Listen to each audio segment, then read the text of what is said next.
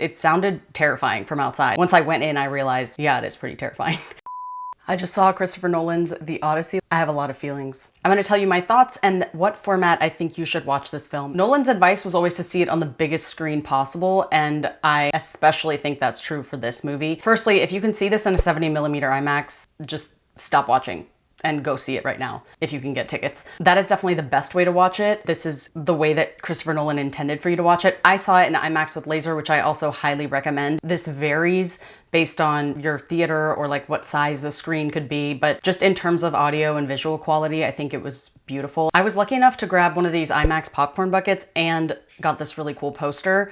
Stick around till the end of the video to get the full close-up. If you're lucky enough to have 70mm film playing in your city, the warmth and grain of the film is just beautiful. If you're gonna see it in a regular IMAX that doesn't say laser and is really just like a xenon bulb, which is like any other digital theater, I highly recommend seeing it in Dolby instead if you can get to that. For the colors and the audio and the contrast, and I think Dolby is great. The reason I emphasize IMAX for this is because it was specifically filmed for IMAX, but Dolby is one of my consistent favorites. He said that he shot it knowing that central part of the frame is obviously the most important because not everyone will be able to see it on a 1.43:1 aspect ratio. So you still don't have to worry unless you're a major nerd, then you should definitely go and try to find the right IMAX to watch this in. If you want a full breakdown of the types of IMAX theater aspect ratios, check out my deep dive into IMAX. This is the first feature film ever shot entirely on IMAX, and you could really tell the difference. The visuals were absolutely stunning. It really gave me a lot of Ben-Hur and Lawrence of Arabia vibes. I loved Oppenheimer because I love history. I'm very much a history nerd. I love Cillian Murphy from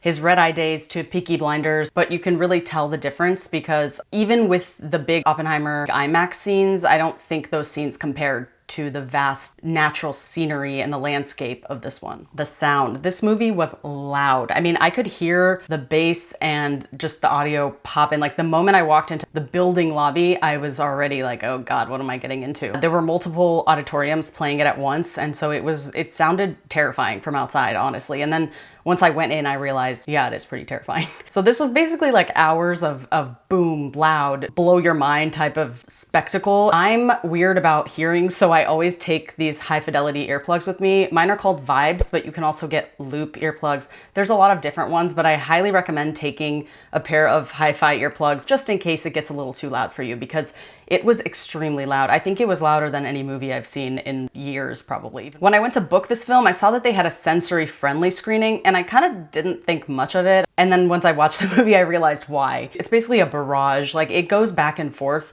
between kind of the serenity of a dreamlike state and then the reality of war and death. So if you have any sensory sensitivities, go in knowing that, maybe try to find a sensory-friendly screening. One of the coolest things about this film was the practical effects, like most Nolan films, which is crazy because watching this movie and seeing certain parts of it, like the Cyclops, and you wonder how the hell did they do that? And I'm not spoiling it by saying Cyclops, this is like a 3,000-year-old story. What I find really interesting is Nolan's relationship with time, and if you've watched his movies over time, you would know that. They kind of cut back and forth between past and present. In Oppenheimer, this was kind of represented by a black and white back and forth, and in the Odyssey it's really kind of like a storytelling, like a tale, which makes sense for something like the Odyssey. As someone who's only read Greek mythology kind of in school, I'm not super knowledgeable about the actual story and the details, but personally with some familiarity to the actual epic itself, I felt like he did it justice. There are going to be creative liberties because that's just how movies are made.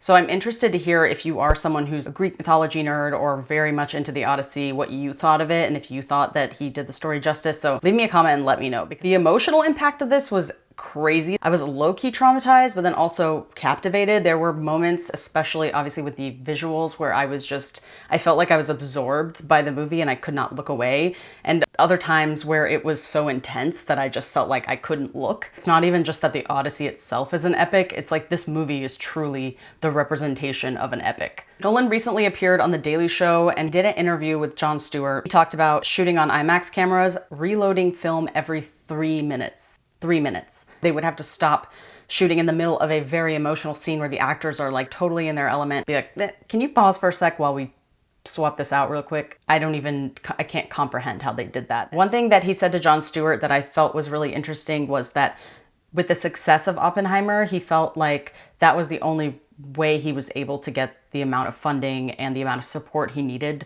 to do the Odyssey, because he felt like it wouldn't have gotten made had it not been for the success of Oppenheimer. I was at South by Southwest this year and listening to Spielberg, he was kind of reflecting on Jaws and Close Encounters of the Third Kind, and he said that if it were not for the success of Jaws, he probably would not have been able to get Close Encounters produced, because he was pitching it before Jaws and everyone was just kind of laughing him out of the room. So I found that was an interesting tidbit. I was lucky enough to snag a poster after the screening, and I went early and got one of the IMAX popcorn buckets. We're gonna unbox this beauty, or technically unbag it, together.